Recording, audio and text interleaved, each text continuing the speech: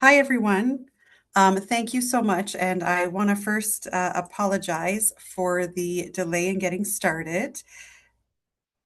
Now, I just want to ensure, as before I begin, that everyone's coming in the room and that we're ready to go. Um,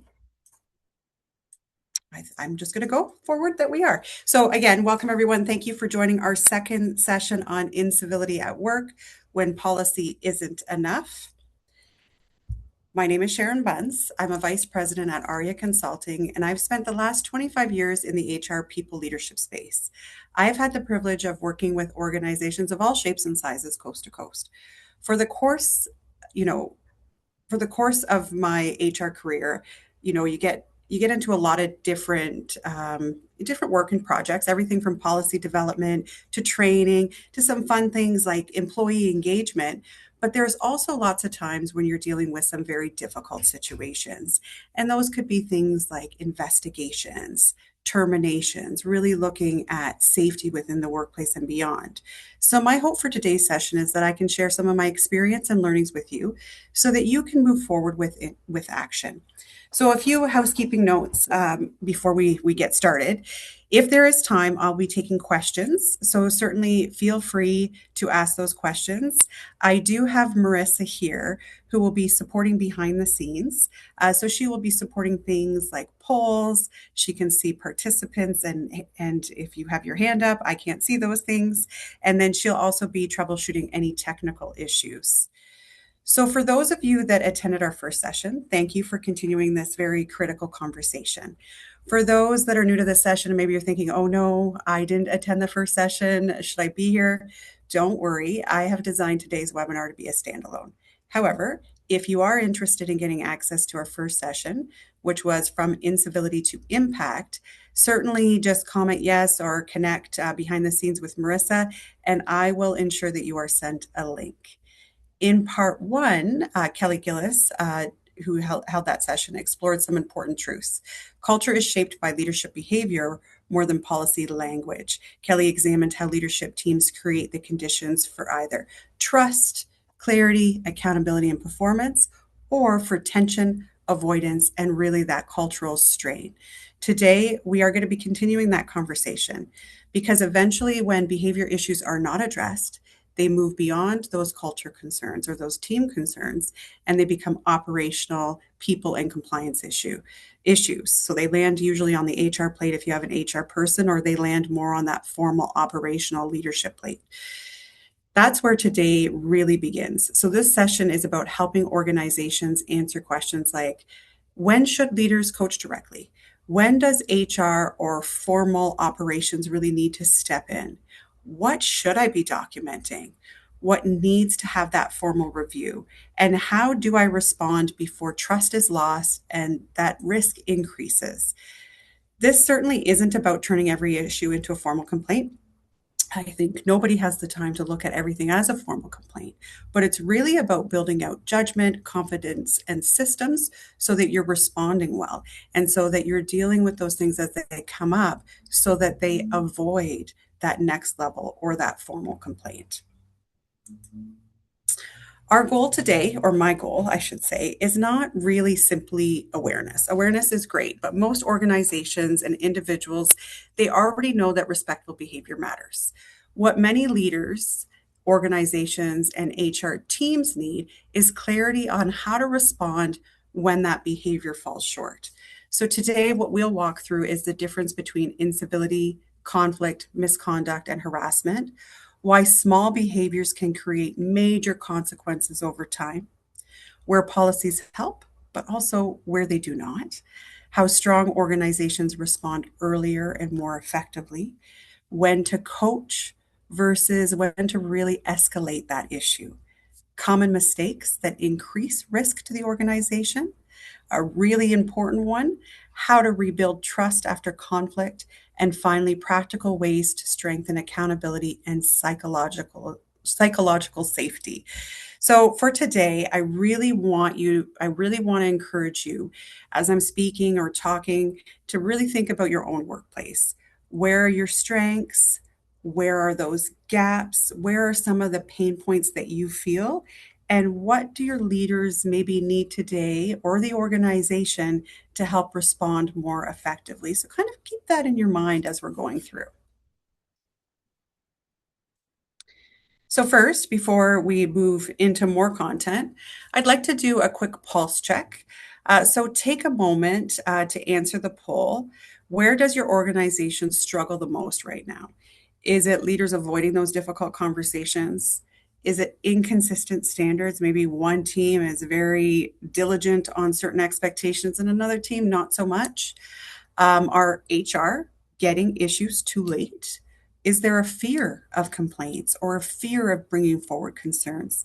Is there a lack of accountability? Or you could just be unsure. But I want to give you guys just a few minutes. Marissa, if you could pop up that poll, that would be great. And we'll wait from there. Yeah, we're just running right now, just waiting for a couple more responses, and then I'll end it and share the results here. Okay, perfect. Now, Marissa, will that share on my screen? Uh, Possibly. I'll share it right now. Let me know if you can see it. If not, I'll read you the answers. Yeah. Can you see it? I cannot. Okay. Maybe hold on, just wait a second. Maybe I've got multiple screens. Anyone else run like multiple screens? I can see it. It was on my other screen, so my Okay, apologies. perfect. Wonderful. So thank you so much for providing that. Everyone that can see the poll in front there. There's, a pretty I would say three things that are fairly consistent, and I would have to agree with those three things. I often see those within my HR career and supporting organizations. Those leaders avoiding those difficult conversations. I mean, if we're honest with ourselves, I'm sure we can all think about times where we avoided a difficult conversation. Inconsistent standards, so maybe applying one approach to one individual and something totally different or a different set of standards to someone else, and that lack of accountability. So, it's oftentimes we're really great about raising things, but then what do we do next? How do we sure that actually happens?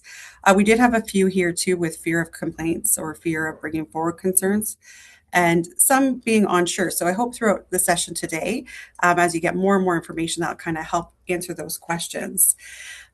What we often find is that organizations usually know um, what respectful behavior looks like. And the real challenge is not your values, because you know those values, it's in the execution. So it's the ability to act consistently, early, and fairly when behaviors become problematic, and really not letting those issues linger longer than they should. So, really stopping problematic behavior before it becomes something larger and bigger. So, one of the biggest reasons organizations mishandle workplace concerns is because they label issues too quickly or sometimes too vaguely. So, what that means is everything either becomes like maybe it's just a conflict, maybe it's just a personality issue between two people, or it's harassment. Seems like there's two, it's this or that. But the reality is really more nuanced than that. So, let's really break down those key definitions and the things you might see within your organization. So you've got incivility. So that really is low grade disrespectful behaviors. It might be a rude tone. It might be feeling a little bit dismissiveness, or there could be some exclusion, maybe some sarcasm. Maybe you see people interrupting each other in meetings, or that body language with the eye rolling. It's often very much a very like little undercurrent that's there, but it is harmful over time. Some examples of this, and I can't see a show of hands, but certainly show your hands. But have you ever gone into a workplace or a meeting and you felt the tension? And you could just feel it. You could just feel that something was going on, even though no one was screaming at each other or yelling at each other. You could feel that tension. So that's an example of when you feel that incivility within the workplace. Although nothing is happening outright that you would say, okay, that's harassment, but you can feel that there's this undertone in this conflict. When it comes to conflict, it's really a disagreement or a tension between people. But one thing to remember with conflict is not automatically bad. So there's a lot of healthy conflict that can lead to better ideas and better decisions. And one of the things that I think really we need to challenge ourselves with and our organizations with is to remove that stigma and that fear of conflict, because conflict can be healthy, and it can certainly be healthy when it's done appropriately and with respect. Then there, of course, there's misconduct. So misconduct really looks at behavior that violates rules, policies, or expected standards. Some examples might include insubordination. Your managers asked you to do something and you outright refuse to do it. It could be dishonesty and lying about things. It could be breaches of conduct, breaches of policies. And then, of course, there's the harassment, which is really often seen as a pattern or serious behavior that creates a hostile, poisoned, or unsafe environment, which may actually trigger legal duties, things like formal investigations. So, when we kind of understand that scope of what we may be seeing in the workplace, it makes it easier from an organizational practice and a leadership practice to know how and when we're going to address these concerns. Serious workplace issues often begin with behaviors that seem too small to address. So I mentioned them before. So those small things might be like eye rolling, dismissive comments, sarcasm, repeated interruptions, leaders staying silent because you're thinking to yourself, oh, it's minor, this will pass. They're adults, they should really learn how to work that out. But what happens when those unresolved patterns and unresolved behaviors grow? It leads to bigger things. It leads to resentment. It leads to disengagement, turnover. It can lead to formal complaints. It can lead to stress leave and grievances and investigations and legal exposure. To share a little bit of a case study with you, a client I was working with, it was a very small team, so 7 individuals on the team. The team was not new, and what I mean by that is probably the most junior employee on the team had been with the organization for a year and a half, most senior about 16 years. They did a lot of collaboration and work together. The team historically had a very healthy work environment. They liked to go out for lunch. They joked around, very healthy. And then about 12 months before the situation that we're going to examine happened, there was little things. Things like, people stopped going out for lunch together. You'd see 2 people go, or you'd see 3 people. There was some eye rolling. There was, not as much, how was your weekend? How are you doing? It was more people were kind of keeping to themselves. There was a little less collaboration in meetings, but nothing outright. No one ever said anything rude, but there was a tension there within the team. What ended up happening one day is, the leader, after 12 months of feeling this and feeling there was tension, thought, let's do some team building and let's pull everyone together. A question was, kind of proposed, like, what's happening? I feel like there could be tension. And there was a massive blow up on the team, and that these issues actually went back to 12 months ago. There was miscommunications, there was misunderstandings, there was resentment among team members. But what ended up happening at that stage was, 2 individuals left on stress leave. The team became isolated and fractured. They were no longer having team meetings. And it took the organization 3 months before they got the team back to some sort of semblance, but they still haven't got back to the way it was before. So I only share this case study because it shows how these little things, right, the things that the leader was noticing, the things that probably individuals on the team were noticing, they kept kind of brushing it off, brushing it off, brushing it off. And when that happens, it grows into something much bigger.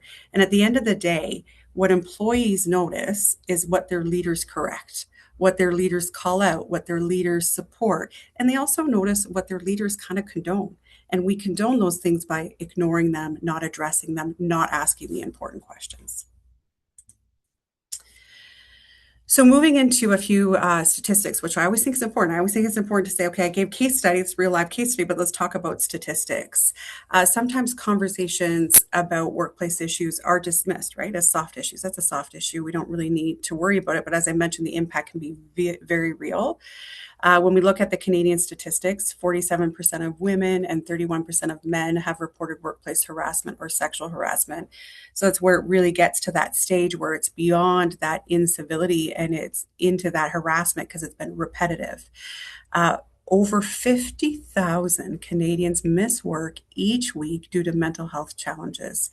The economic cost is estimated to be over $51 billion annually. So this is quite a huge cost to an organization. The issues affect things like, of course, attendance, right? People calling in sick, they're tired, they're disengaged, they don't want to deal with their colleagues.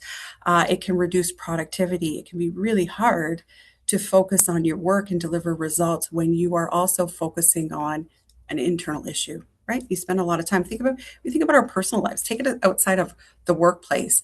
If we are having something happening in our personal lives that feels big, think about how much real estate we give to it in our brains, how much time we spend thinking about it. That happens in workplace issues as well. And of course, that's going to impact your productivity. It's going to impact your morale and how you feel when you're at work. And it's ultimately going to do things like, okay, maybe retention. Maybe I choose that what I can do is leave, or maybe someone else leaves. It can increase things like disability costs. Maybe I need to take a stress leave or a sick leave. It can really derail leadership credibility when these things are left to fester and left to move on, and we're not kind of dealing with them within a processed way. We start to wonder, do we have trust in our leader to be able to do that? Do we have trust in the organization, which ultimately can impact that brand? So certainly this is not about being overly sensitive. It's about managing organizational risk and creating healthy, productive workplaces. So what I'd like to do is another poll. So thank you for everyone who participated in the first poll. When you think about your workplace, which behavior often what behavior shows up most often? Is it poor tone, avoidance, gossip? Do you see some cliques happening within the workplace? Is there some passive aggressive behavior? Is there inconsistent accountability? So kind of think about those things when you see those sort of incivility behaviors show up. What do you often see? I'll give you a few minutes to answer, or I shouldn't say a few minutes, but at least a minute.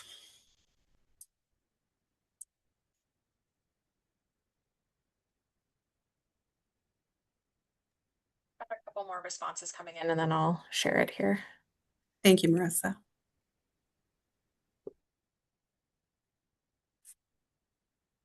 Okay, let me know if you can see those, Sharon. Perfect. I can. And again, thank you everyone who participated. So you'll see there is a wide variety from everything from poor tone to that avoidance to the gossiping that happens behind the scene to seeing some cliques to feeling that passive aggressive behavior or that inconsistent accountability. What's interesting is that most organizations are not derailed by like this one dramatic incident. They are worn down by repeated everyday behaviors that quietly damage that trust, chip it away time after time. And that's why that leadership attention to that small stuff really does matter. And what we do with our practices and what we set up for our organization becomes very critical and important. So let's talk about where policies help, right? Because the whole title of this session is Beyond Policies. But policies absolutely matter. I mean, I'm in HR. I've got to tell you, policies are important. They are really essential to the organization. Strong workplace policies really they're designed to clarify expectations. What does my organization expect of me? What can I expect from my organization? Right? Like these are really the you boil down a policy. It's what do you expect from your employees and what can they expect from you in return? It also provides definitions, those shared definitions. So as a company and organization, what do we all agree this looks like and how is it defined? It helps by putting reporting pathways into policies. So, really making sure you have the right pathways, that an employee, if they're experiencing a situation, what do I do? You've got my expectations. I know what I'm supposed to get from the organization. If I'm not feeling that, where do I go next and how do I get support? It also walks through things like how do you bring forward a complaint? What is your investigation structure? If there's things like legal compliance, a lot of policies that we have today, we have them to ensure that we are meeting those legal requirements within employment standards or occupational health and safety, but it also sets that consistency across your organization. When we have policies, we spend less time thinking about, well, what are we going to do? How do we do? What happens next? And we go to that policy and we see what is that requirement. Without policies, leaders often improvise. That's what people do. We'll improvise. But we know improvised people management can lead and create lots of risks quickly. Every organization should have clear policies related to respectful workplace conduct. So you might see that as a conduct policy, you might see it as something titled respectful workplace conduct, but it really talks about what are those expectations? for every single person, regardless of the role, when they show up for work today, what are those expectations in terms of how they're going to conduct themselves, how they're going to communicate and work with their colleagues. You'll want to have policies on harassment and violence. Those are legislatively required. Within the Occupational Health and Safety Act, it's very clear you need to have those policies. You need to list out those definitions. In those policies, you need to talk about things like, how do I report concerns? If you're thinking about harassment and violence, you need to have multiple ways to report those concerns. And what I mean is oftentimes as a very small workplace, we might have one person we can report a concern to. But what happens when it's about that person? So legislation always wants you to have another option. If it's about that person, if it's about your leader, if it's about your manager, where do you go and how do you report that? So then the question of inevitably becomes, well, what do we do? If you're a not-for-profit, usually involves somebody from the board. You can involve third-party companies. Sometimes ARIA is that, where it says you can report these concerns to HR at ARIA. So there's other companies that do it as well, of course, but there's options. So really looking at those options. You'll want your policies to really outline and include investigations. How will the organization run investigations? And finally, how you're going to protect against retaliation. So policies are very important. They do a lot of great things, but the policy is a foundation. So it certainly isn't the building. It certainly isn't the culture that happens day in, day out. A policy is a structure and gives guidelines, but it does not outline what happens in that day-to-day interaction. So where policies cannot do the heavy lifting. So policies, yep, I said that, they're powerful, but they do have lots of limits. A policy cannot be there to coach a hesitant manager, right? A policy is not going to help that hesitant manager to get over that fear or whatever roadblock is preventing them from addressing the concern. Your policy can't stop poor behavior in a meeting, can't jump in and say, oh, wait a second, I think we could be communicating better. Policy cannot help you repair damaged trust, right? Once trust is damaged, there's a road that needs to be built, and time after time, you need to work through reestablishing that trust. Your policies cannot create courage. So your policies cannot really create that courage for someone to put up their hand and say, this isn't appropriate, or I need help, or that courage to have those difficult conversations. Your policy can't ensure that it actually was followed. I mean, oftentimes, this might sound bad, I might get policies that the organization or leaders really have never read. And so are they? Are they your foundation? Are they your policies? Nope, your policies can't ensure that follow through. Your policies cannot replace judgment, meaning, that observation of what's happening and what seems realistic and reasonable in terms of response. And the policies cannot hold that difficult conversation for someone. So a respectful workplace policy, if we think about it, I mean, it cannot interrupt a dismissive comment in real time. A harassment policy cannot rebuild a fractured team after months of tension. That work belongs to your leaders, your systems, and your culture. So if your strategy today begins and ends with policy, then it really is incomplete. And you're really missing that opportunity to say, okay, the policy provides us this wonderful foundation, but then what are we doing to live by those examples, those requirements, and ensuring we're building that right culture that's in support of that policy? Strong organizations do not wait, for that perfect evidence or that maximum damage. So they don't wait for that moment when things explode. They really look to respond to things early. And the reason for that is the earlier we respond to things, the easier it is to really resolve that conflict before it becomes possibly harassment, becomes larger, where people disengage or take those sick leaves or reduce that productivity. So really what strong organizations do is they typically address issues quickly. They really focus on the behavior, not the personality. The more we can focus on the behavior, and not really make it about specifically an individual, the easier it is to provide that coaching. Strong organizations coach before those patterns deepen, and they document things fairly, and they apply those expectations consistently. Strong organizations follow up as well. So, it's great to have a conversation. It's great to provide, real time feedback. An example of that would be, you're at a meeting and someone is very dismissive to their colleague. That manager might pull them away after the meeting and say, hey, I've noticed that you were disrespectful during the meeting. Here's an example. Let's talk about it. Sometimes a manager might not even stop a meeting if it's going, down a certain direction that isn't healthy, to say, what, we're not really respecting each other in our responses. Let's take a moment, let's take a pause and really think about how we communicate our feelings or our thoughts or share our ideas. So that strong leadership does that right in the moment. But if you don't follow up on that, it might not have the result you want. So really making sure that there's follow up so that if there is any unresolved concerns, they get dealt with. Strong organizations support leaders in real time. A lot of times we go into leadership, we don't necessarily have that training or that skill. We might really be good at something we're doing, but people are gray and leading people is gray. And it's something that's a skill that always needs to be thought about and developed. And strong organizations also escalate when it's needed, when it's appropriate to say, okay, this is beyond a coaching and this is becoming more formal and needs to move into that more formal structure. Many concerns are manageable at that early stage, but once behaviors become entrenched and those emotions start to rise, that trust really drops. Then response becomes harder, it becomes slower, it becomes more formal. So if we could think about it this way, early conversations are awkward. Sure, they might feel awkward. And actually, the more time we practice it, the less awkward they're going to feel. But early conversations are awkward. Late conversations are expensive. It's a good way to remember it. Early might be awkward. Late could be very expensive because doing an investigation and really putting an organization through that is expensive in a lot of different fronts.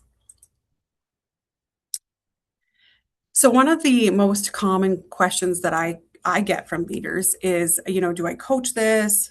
Should I escalate it? What should I be doing? What am I able to do? When should I make that decision? So here's some tips and strategies. You would want to keep it as a leadership intervention when it's, that first time issue. You've noticed something for the first time. Of course, it's just a leadership intervention. Have that conversation, have that discussion. Maybe it's a low level behavior concern. So certainly today, maybe it was body language or just interrupting someone or being, a little bit disengaging during that meeting. It's just, those low level behavior concerns that you might pull that person aside and say, is everything okay with you today? I noticed the following. No serious harm has occurred. There's no legal indicators. So there's no things that your manager's seeing that says, okay, this, like, I legally have a responsibility to interject and be involved in this situation. I can see it. I need to be part of it. And the person really appears receptive to your feedback. So you pull them aside, you have the conversation, they're very receptive. Those are all times where that can stay at that leadership intervention level. But when you want to move it to HR or to a more formal process, would be the behavior continues. Okay, so I had a great coaching conversation. I did my follow-up, but it doesn't seem to be changing anything. And I'm just noticing that it's still there. If the leader fears or sees that retaliation may be possible, right? Either the individual comes to the leader and says, I feel like because I brought forward a concern to you, I'm feeling like I'm being treated differently. Maybe it's being alleged or it's feared.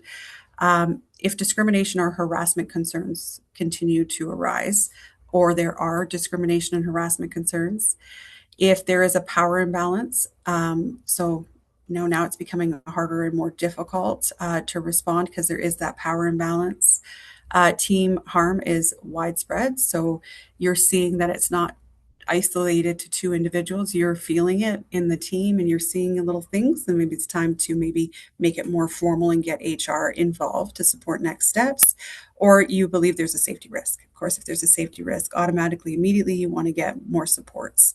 Not every issue needs an investigation, but leaders should also try not to coach away any of those serious risks. So when you see those serious things, really getting that intervention and that support, your response ultimately needs to be rational and appropriate based on the situation. So based on those observations and what you're seeing, what makes the most sense? Is it on my plate? I'm going to do the coaching. Am I seeing things like insubordination, policy violations? I'm seeing an impact to the entire team. I feel like I see harassment concerns. Maybe I need to involve someone else to jump in this process to help ensure it gets resolved completely and in alignment with legislation and also organizational expectations. So in terms of a framework, here's a very simple framework that leaders can use. When do I coach? You can use that for early, low-risk situations. Examples of that would be repeated interruptions in meetings. It would be those items that we talked about previously. You notice first time, low level events, you've noticed something, you think, okay, I'm going to have a conversation and coach it. When should I move it to documentation? So I had the conversation, I felt it was great, but when should I be at the stage where I'm documenting it? So when you start documenting it, when those behaviors repeat, having a conversation, you notice one thing, you have a discussion and you never see it again, it doesn't really require documentation, but you keep noticing it and you've had a second conversation, it needs to be tracked. So really making sure that you're documenting that, and that second conversation gets captured. When should when should things be escalated? So when there is broader risks that exist, or the leader is unable to remain neutral, or you have now coached, you have now documented it's still happening, maybe it's time to escalate it. Maybe it needs to be, more progressive disciplinary in terms of approach. So that would be an example of when it's time to sort of bring someone in to support that. Does it need to be a written warning? What do we need to do as a result? Because my coaching, and I've documented now, so I've really given 2 coachings, it's not really working. When to investigate. So you would investigate when there's a serious allegation or legal risk. Examples of that would be harassment, threats, retaliation, discrimination. The goal is not to maximize a process and make it super long. The goal is really for the right process. What is the right response based on what I'm seeing in my team, and how can I take those actions forward so that I'm reducing it from becoming a maximized process? So most organizations do not fail because they lack values. All organizations have great values or have values within their framework. They often fail in that execution. So common mistakes that really help or really create that where do we fail? Where do we go wrong? When we look back at this, what could we have done differently? So some common missteps include, waiting too long. That case study I shared way at the beginning where I talked about that team and they had felt it, like the manager had been feeling it for almost 12 months, but had thought, oh, it's, people are busy. Maybe it's personal. Maybe something else is happening. So waited way too long. And when it came time to resolve it, it was a big thing to unpack, even though when you unpacked it, it was a bunch of little things that made a big snowball, if you will. That hoping it resolves itself, hoping, we all just get along? I think, I mean, I've said that to my child before, and sometimes then I think, like, can't we all just get along? But sometimes it creates that leadership to jump in and really help that out. Common mistakes include protecting high performers. Has anyone worked in a workplace? I worked in one very strong, actually worked in quite a few where, really strong, high performing salesperson gets away with a lot of things. And the company would sort of, in a way, turn a blind eye because, oh, they're a high performer. But the challenge I would always pose, and the challenge I would continue to pose, is yes, but these behaviors and impact are impacting your other staff, which in turn is derailing their productivity or their performance or their engagement. So while yes, you might say, well, this one individual is a high performer, but what performance are you losing by not creating that culture that you need to have? What are you missing that you're just not seeing? Inconsistent consequences. So, one person, does something and they get the book thrown at them, so to speak, and another person does the same thing and they, maybe get told, oh, don't do that. So really that inconsistency in terms of those consequences, weak documentation. This is one for all my HR people on this webinar today. When you have someone come to you, maybe it's a manager, maybe it's a leader, and they say, I'm having a problem with so and so, and you open that file or you say, show me what you have, and there's nothing there. That's an example of weak documentation. So really making those notes, and not saying that every note that gets made needs to go into the employee file, but when you document as a leader, then you start to see those trends and patterns. And as a leader, you're very, very, very busy. So if you have a conversation with someone, maybe it's mid-January, you have this conversation, it's on the fly, you don't really make a note of it, maybe it's in your daytime or somewhere. And then you have the conversation again with them a few weeks later, but again, you don't make a note, and then you have a conversation with them again, and you start to think to yourself, I feel like we've been talking about this, but I have nothing to show when and what that pattern was. That's really where keeping track of those conversations becomes important. Overusing investigations. So this one is a big one.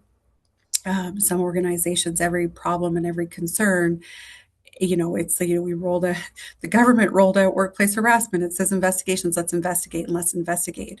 But any organization that's gone through an investigation process knows that is a large thing to go through. That does create culture that needs to be reestablished, trust that needs to be reestablished. The impact to individuals participating in the investigation, even just witnesses, is not a little thing. So overusing investigations can also be very taxing on the culture.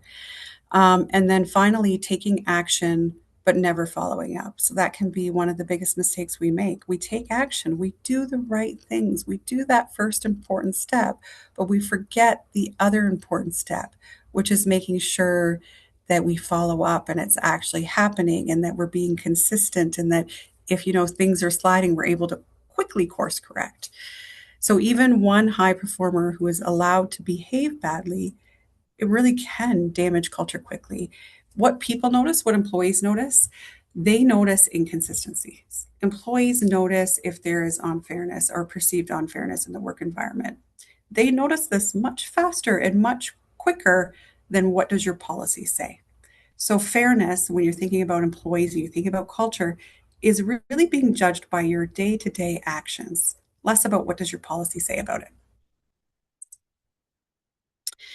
Next, I really want to explore how do we rebuild trust after conflict. So this is a really critical one to talk about because we'll have a process. And now I'm talking about the bigger processes where maybe there's an investigation, we close the investigation. So we go through that process, we have a complaint, we do the investigation, we close it. Maybe as a result of that, there's a meeting that occurs. Maybe we bring everyone together and we talk about things like respectful communication.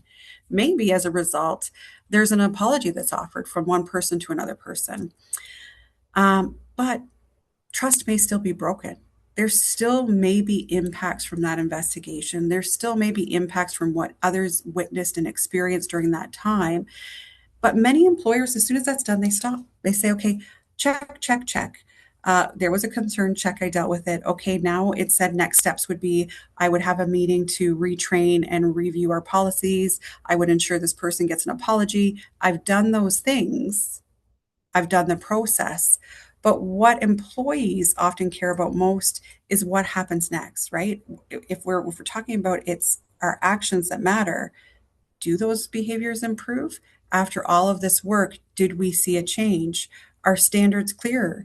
Does leadership act differently now? Are employees held to stronger accountabilities? So repairing that trust requires more than just that closure. It requires evidence. Employees need to see the evidence and need to feel it to reestablish that trust. So here are a few practical ways to help rebuild trust after conflict. One of the biggest things that any leader or organization can do is acknowledge the impact honestly. Just really be honest about the impact that it's had to the organization. Clarify what will change moving forward. So yeah, there might be a policy update, but what does that look like in practice? What does that look like day to day? Reset expectations with everyone. Reset those expectations of, when we think about what are those expectations and commitments we have to the organization and what can employees expect back. Communicate more frequently. So be more intentional about your communication right after an event or issue. Build out a communication strategy and a check-in strategy. That might mean that leadership and organizations are having more frequent one-on-ones and little touch points along the way to check in to see how people are feeling, to see if they have any questions, to see if they understand what those expectations are, and invite safe feedback. And what I mean by safe feedback is, we come up with policies, we come up with practices, but sometimes they don't work. Sometimes they miss the mark. create an environment where people can say, you know what, I don't think we've totally resolved this. I'm not sure that process is going to work. I've tried it and I see these things. And, don't be punitive about that. Welcome that feedback, welcome and encourage people to really have those conversations, because through those conversations, we're just going to get better and better. Follow through consistently. So making sure that those that maybe had more provisions, maybe they needed training. So making sure you're following through on that training, and then always model that calm accountability. Your leaders really are reflective of the organizational culture and that culture you want to have. So ensure everyone is modeling that. Trust is usually returned very slowly. So it's an interesting one from an HR perspective, an organizational perspective. Trust can erode very fast. There's a thing that happens, it can open a gap, it can erode quickly, but it is slow to return. And really, it's because individuals need to see that consistency. Need to see it over and over again. I need to see that this isn't a one-off conversation, that it is actually reoccurring on a day in, day out. So trust isn't returned through an announcement, and certainly not through any kind of slogans or any kind of policy update. That trust is returned through that repeatable, visible behavior. So I'm going to do one final poll. If you could jump in and do that, what would most improve your workplace right now? Earlier intervention, better management skills, stronger accountability, improved documentation, more trust and fairness, clear escalation paths. I'm going to give you probably a minute, or Marissa's going to give you a minute to respond to that.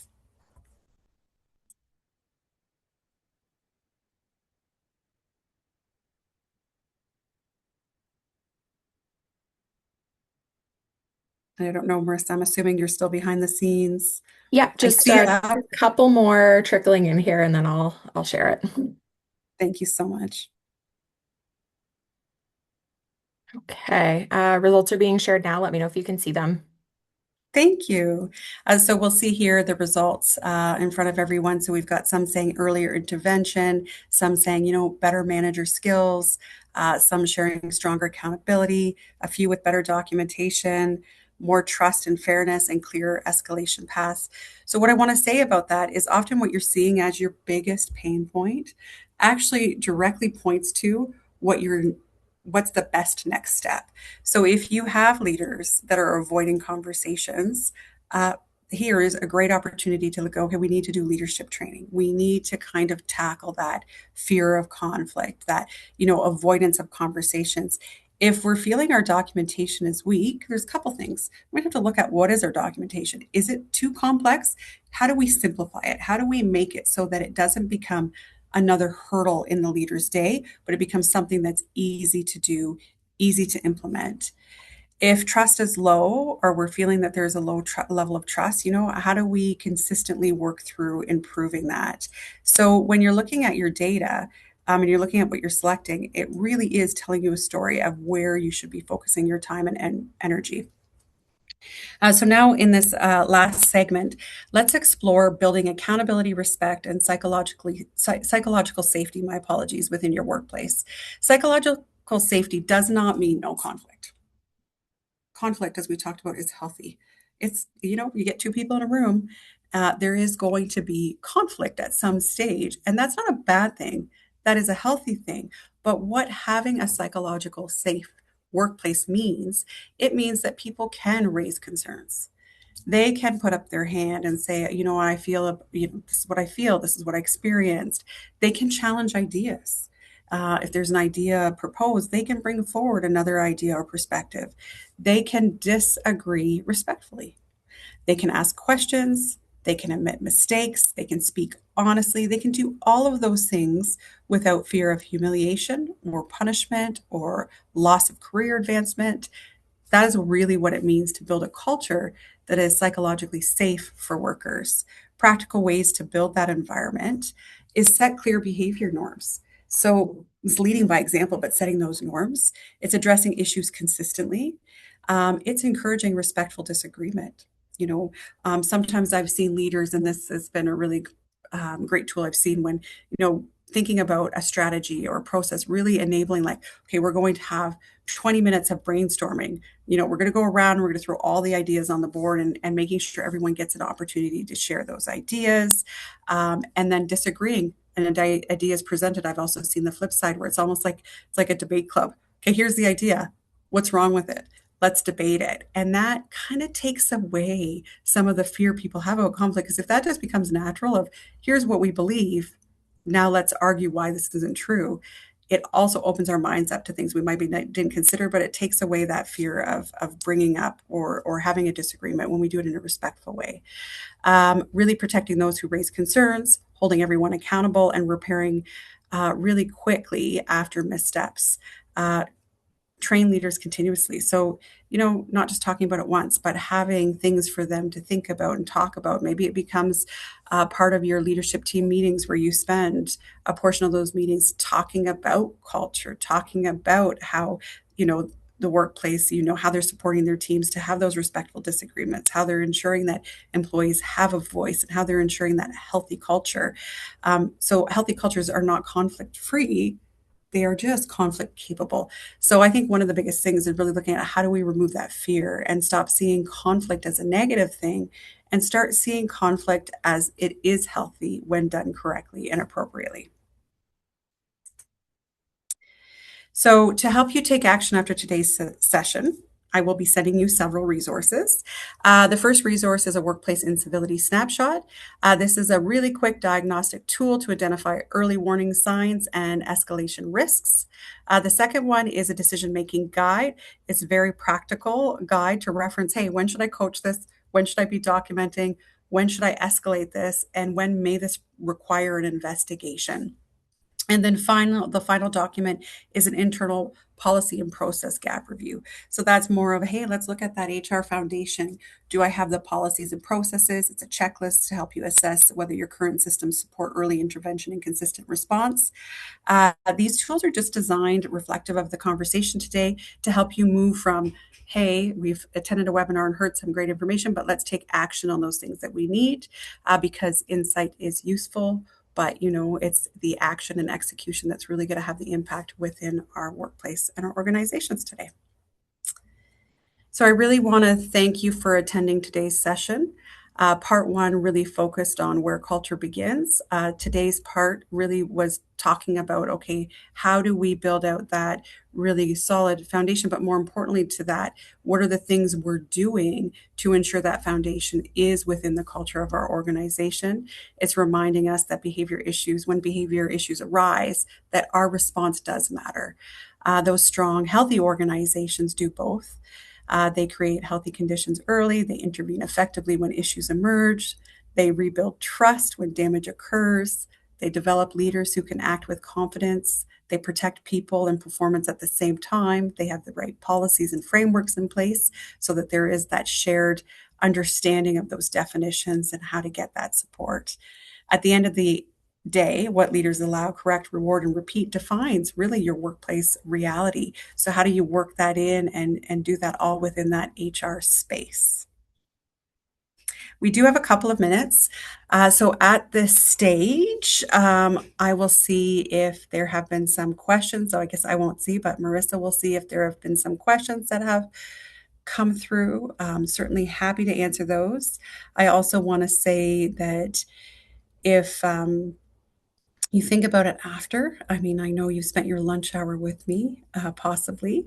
You might be thinking about this after you have questions. You're also welcome to send an email. Send an email to me. I'm sharon.bunce@aria.ca, or even if that's hard to remember, hr@aria.ca.